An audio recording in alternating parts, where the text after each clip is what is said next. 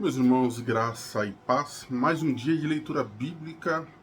Hoje vamos tratar de Gênesis capítulo 27, 28 e 29, basicamente o início da história de Jacó, o princípio ali das suas promessas e o desenvolver da sua vida. Então no capítulo 27 nós temos basicamente dois planos. Nós temos o plano de Isaac, que tinha por objetivo abençoar a vida de Esaú, e nós tínhamos o plano de Rebeca, que era abençoar a vida de Jacó. Tanto Isaac quanto Rebeca não se preocuparam com o que Deus tinha para Jacó ou tinha para Esaú. Estavam tão firmados na sua tradição, na bênção paterna, que se esqueceram de Deus. Se esqueceram das promessas de Deus aos seus filhos. Então o que temos é justamente uma ideia contrária àquilo que Deus havia falado. E a palavra de Deus era que o mais novo seria maior do que o mais velho. A bênção de Deus estava sobre Jacó. Então, quando nós continuamos a ler o texto bíblico, nós vemos que após a bênção de Isaac sobre Jacó, Esaú fica irado e ele chega a dizer, que o meu irmão me enganou por duas vezes. Mas na verdade, Esaú abriu mão da primogenitura. No vídeo passado nós falamos sobre isso, que a primogenitura ela tinha por objetivo a liderança familiar, a liderança espiritual e também a bênção paterna. Esaú abriu mão de tudo isso. Então ele culpa Jacó, mas na verdade Jacó não tem nada a ver com isso. O erro de Jacó foi não ouvir o que Deus havia falado sobre ele. E, por fim, os problemas que aconteceram posteriormente a esse fato.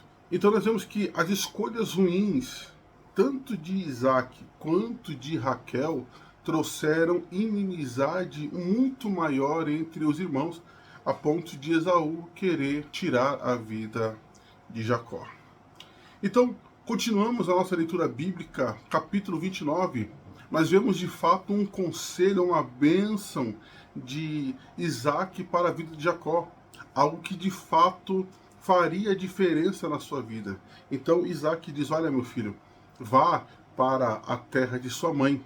Não se misture com as mulheres dessa terra. Pega ali uma das filhas de Labão, nesse caso, ou seja, proteja-se desse povo que não ama a Deus. Esse, de fato, seria o melhor conselho de Isaac para Jacó. A bênção de Isaac para Jacó poderia ser somente essa, e o restante poderia deixar com Deus. Então, continuando no capítulo 29, nós temos a jornada de Jacó até Padã Arã. Então, versículos 13, 14 e 15, Deus aparece a Jacó. Deus fala que ele era o Deus de Abraão, o Deus de Isaac. Então as promessas são renovadas. Aquela terra que Jacó estava deitada era a qual o Senhor daria a ele. Deus estaria com ele, e Deus não o abandonaria até que tudo fosse cumprido. Então nós vemos que o mais importante não era a bênção de Isaac, o plano de Raquel, era a bênção de Deus. Era aquilo que Deus tinha para Jacó e na vida de Jacó. Então, em vez de planejarmos tantos, vamos buscar o conselho do Senhor.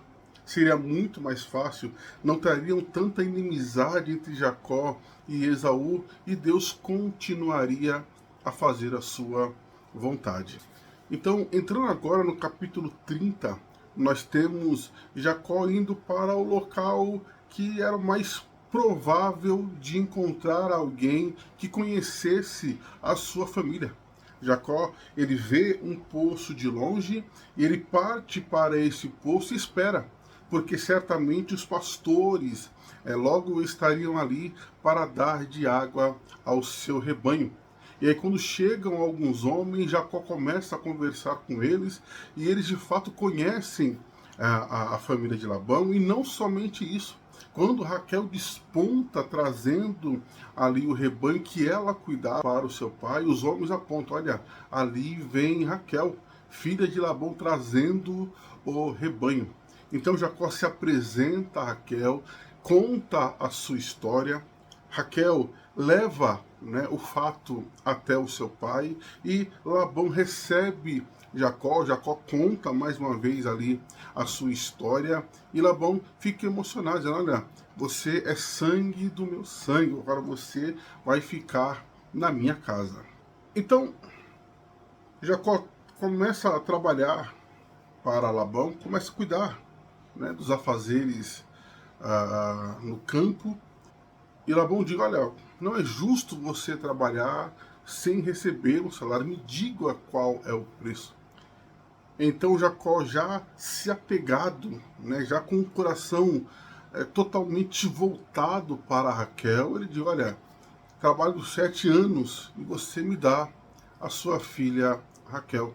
Então, passado os 7 anos, o texto vai dizer que é como se fosse dias, tamanho o amor que Jacó tinha por Raquel. E a continuidade é que houve ali o casamento, mas na núpcias, na consumação do casamento, o texto vai dizer que Labão engana Jacó e põe a sua filha Lia para que consumasse o casamento com Jacó e não Raquel. Então Labão dá Lia e a sua serva. Jacó, ao acordar no outro dia, fica espantado, né, preocupado, o que aconteceu, questiona Labão. Labão diz: olha, aqui as coisas funcionam dessa maneira. Primeiro se casa a mais velha, depois a mais nova. É cultura. Tem a proposta para Jacó trabalhar mais 7 anos pela vida de Raquel. Então, passando ali o período de núpcias com Lia, Jacó casa-se com Raquel e aí vai depois pagar pelo dote. E o texto bíblico vai finalizar, né, ou vai continuar, né, nesse embrolho, né, mais uma vez mostrando que a bigamia não dá certo. Abraão teve problema com Agar e aqui Jacó tem problema, porque as irmãs começam meio que uma disputa entre si. Mas Jacó amava muito mais Raquel do que Lia. E aí o texto vai dizer que Deus fecha então a madre de Raquel. E aí Lia tem 4 filhos. Mas o que me chama de fato a atenção é que somente no último filho, Judá, Lia vai dizer: agora louvarei ao Senhor. Ou seja, Deus ficou para o último plano. Se tinha alguém a ser louvado desde o princípio, era Deus, porque Deus a abençoou. Mas não, só no 4º filho, né, quando a sua madre ia ser fechada, é que ela decide louvar ao Senhor. Que nós não cometamos esse mesmo erro, que possamos louvar a Deus desde o princípio de nossa vida. Então, meus irmãos, essas são as nossas considerações do dia de hoje, que possamos aprender a ouvir a voz de Deus, as promessas de Deus e também a exaltá-lo desde o princípio das coisas.